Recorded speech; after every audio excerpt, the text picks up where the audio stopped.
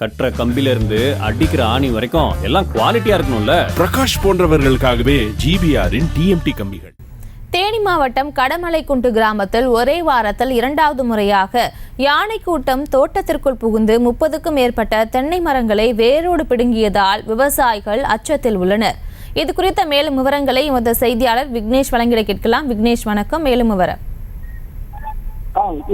தேனி மாவட்டம் ஆண்டிப்பட்டி தாலுகா கடமலைக்குண்டு கிராமத்தில் 7 சுனை மலை அடிவாரத்தில் 100கணக்கான ஏக்கர் பரப்பளவில் முருங்கை தென்னை விவசாயம் நடைபெற்று வருகிறது. கடந்த வாரம் இந்த பகுதியில் உள்ள ஒரு தென்னந்தோப்பில் புகுந்த காட்டு யானை கூட்டம் அங்கிருந்த 100கணக்கான மரங்களை சேதப்படுத்தி விட்டு சென்றனர். இதையடுத்து கண்டமுனல் வனச்சரக அதிகாரிகள் சம்பந்தப்பட்ட தோட்டத்திற்கு சென்று ஆய்வு மேற்கொண்டு ஓரிரு நாட்களில் அப்பகுதியில் ரோந்து பணியில் ஈடுபட்டனர்.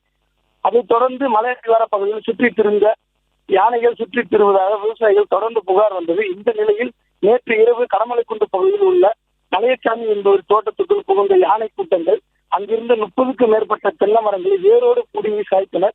இது குறித்து தகவல் கிடைத்து இறந்து வந்த கண்டமுனல் வனச்சரக அதிகாரிகள் சேதமடைந்த தென்னை மரங்களை பார்வையிட்டனர். ஒரே வாரத்தில் 2 முறை காட்டு யானைகள் கூட்டம் தொடர்ந்து தென்னந்தோப்புக்குள் புகுந்த மரங்களை சேதப்படுத்தியுள்ளதாலும் அப்பகுதிக்குள் சேர்ந்த விவசாயிகள் பெரும் அச்சம் அடைந்துள்ளனர். மேலும் குடியிருப்பு பகுதியில் காட்டு யானைகள் கூட்டம் புகுந்து விடுமோ என பொதுமக்கள் பீதியில் உள்ளனர்.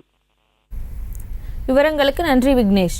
செங்கல்ல இருந்து சுண்ணாம்பு வரைக்கும் கஸ்டமருக்கு நாம தானே கேரண்டி. கான்ட்ராக்டர் குமார் மாதிரி ஆளுங்களுக்கு தான் ஜிபிஆரின் டிஎம்டி கம்பிகள்.